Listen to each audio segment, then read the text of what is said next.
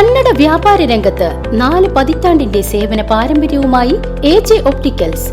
എല്ലാ ദിവസവും കമ്പ്യൂട്ടർ കണ്ണു പരിശോധനയും ലൈസൻസിനുള്ള സർട്ടിഫിക്കറ്റുകളും ഇവിടെ ലഭിക്കുന്നു. AJ opticals, bus stand building, Ottupara. Phone number 6282021099.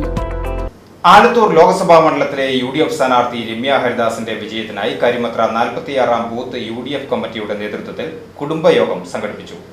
ആഞ്ഞിലിക്കടവത്ത് സിദ്ദിയുടെ ഭവനത്തിൽ വെച്ച് നടന്ന കുടുംബയോഗം DCC general secretary PJ Raju ഉദ്ഘാടനം ചെയ്തു. 19-ാം തീയതി ഒന്നാം ഘട്ട പോളിംഗ് നടന്നു. ആ പോളിംഗ് നടന്ന ശേഷം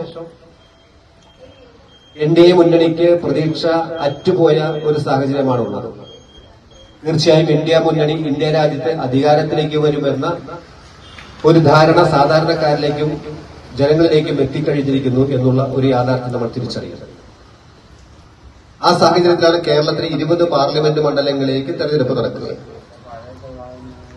ഈ 20 പാർലമെന്റ് മണ്ഡലങ്ങളിൽ 19 സ്ഥലത്ത് നമ്മൾ ജയിച്ചതാണ്. ആലപ്പുഴയിൽ ഒഴിച്ച് ബാക്കിയുള്ള 19 മണ്ഡലങ്ങളിലും ഐക്യ ജനാധിപത്യ മുന്നണിയുടെ സ്ഥാനാർത്ഥികൾ, അത് വലിയ ഭൂരിപക്ഷത്തിൽ തന്നെ ജനങ്ങൾ തെരഞ്ഞെടുക്കപ്പെട്ട MP-മാരായി. ഈ തെരഞ്ഞെടുപ്പിന് ശേഷവും ഇന്ത്യയിൽ തെരഞ്ഞെടുപ്പ് സുതാര്യമായി നടക്കണമെങ്കിൽ രാജ്യത്ത് കോൺഗ്രസ് നേതൃത്വം കൊടുക്കുന്ന ഒരു സർക്കാർ അധികാരത്തിൽ വരണമെന്നും അതിന് 26-ന് നടക്കുന്ന തെരഞ്ഞെടുപ്പിൽ UDF സ്ഥാനാർത്ഥി രമ്യ ഹരിദാസിന്റെ വിജയത്തിനായി മുഴുവൻ പ്രവർത്തകരും രംഗത്തുണ്ടാവണമെന്നും കുടുംബയോഗം ഉദ്ഘാടനം ചെയ്തുകൊണ്ട് DCC സെക്രട്ടറി PJ രാജു പറഞ്ഞു.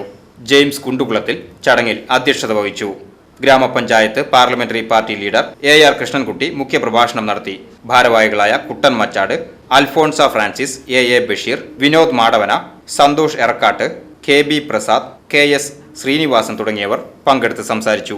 VCV news, Karimathra.